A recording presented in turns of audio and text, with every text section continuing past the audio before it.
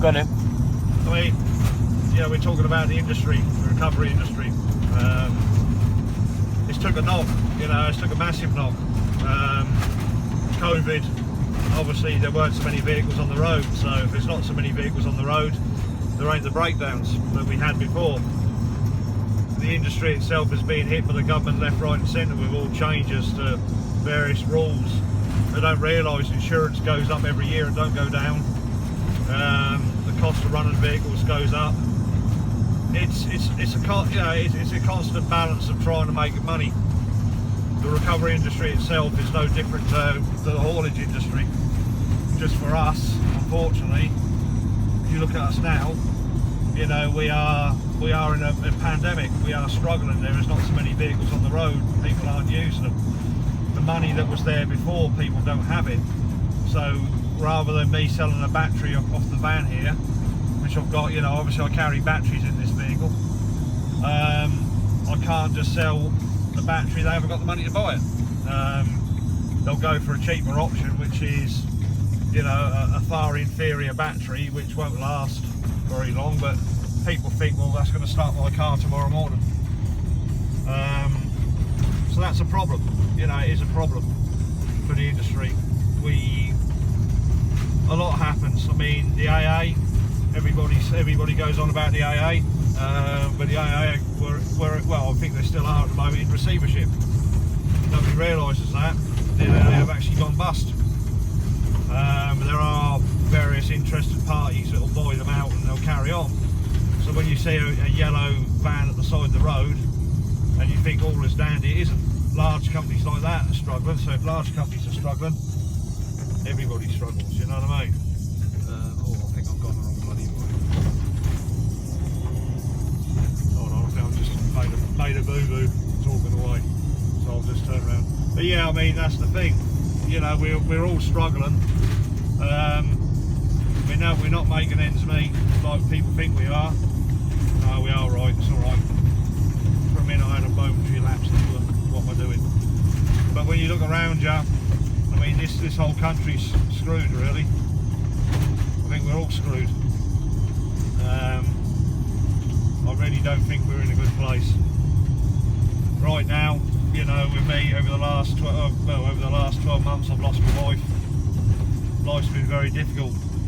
Being self-employed as well, you know, there's no help. Coronavirus is a massive problem. The government don't want to help the self-employed. They make out they do, but they don't. Trust me, they really don't help the self-employed at all. What are you doing now? There's idiots like that on the road that don't help. But yeah, I think with the pandemic, with life the way it's been, you have to grab your money where you can. Yeah, I made a mistake. See? I've got to turn round. Oh dear. But the thing is, the cost of fuel, I mean, I'll tell you about the coronavirus from my point of view. You know, everybody, especially you guys in the States, you all have different views, but I'll tell you about the coronavirus. The coronavirus itself, however it got here is irrelevant, but the point of the matter is the government decided to lock down, you know, everybody back in March. And what the government have done by doing that is they've cut off their only sort of source of income. People aren't using vehicles, so therefore they're not making money on tax. There's less money, so people aren't spending it. There's no income tax on, you know, you're not going out shopping so much or buying stuff that you'd normally not need. The government basically are screwed, you know, they really are screwed. So therefore we're all in a, you know, we are all in a situation where the government ain't making money.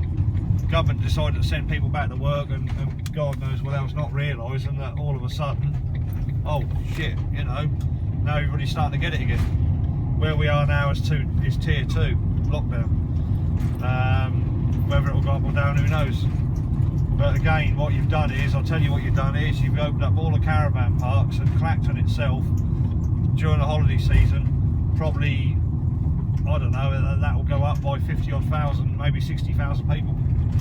So all of a sudden you're sticking 60,000 people that wouldn't normally be here into an area coronavirus in here, right, and you're dealing with it. I myself caught the coronavirus. I came down with it, rescuing an A&E doctor. And that A&E doctor worked at Derby, and he ended up dying from it. And it put me out of action for 3 weeks. Luckily, well, luckily enough, depends on which how your perspective is. But why do people bomb along at such a speed? But yeah, I mean, the thing is, we all risk it with the recovery game. There's been a lot going on. Insurance companies want you not to put people in their cars when you're taking them, but the clubs want you to put them in their cars, and you know, so you've got a constant battle between club and insurance company. Well, if our insurance company say we can't do something, we don't do it. It's as simple as that. So the clubs have been telling people that, you know, you've got to make your own way. I think some clubs have been getting taxis for people, but it all depends on your breakdown cover. Again, I keep saying this, check your breakdown cover, see what you are entitled to during these uncertain times. If you don't, you know, I mean, I'm in a service van, I'm doing a lot of service van teching at the minute, and that basically means I'm dealing with wheel changes, jump starts, roadside jobs, anything really that requires a van rather than a recovery truck that I'm doing in this vehicle. You know, it's a mobile toolbox. That you wouldn't necessarily, you can't carry everything on a recovery truck. So vans like this are ideal for the little jobs that we do. You know, and even those jobs can earn you. So you got to do whatever you can to make money. But you know, unfortunately, that's the sign of the times at the minute, and that's where we go.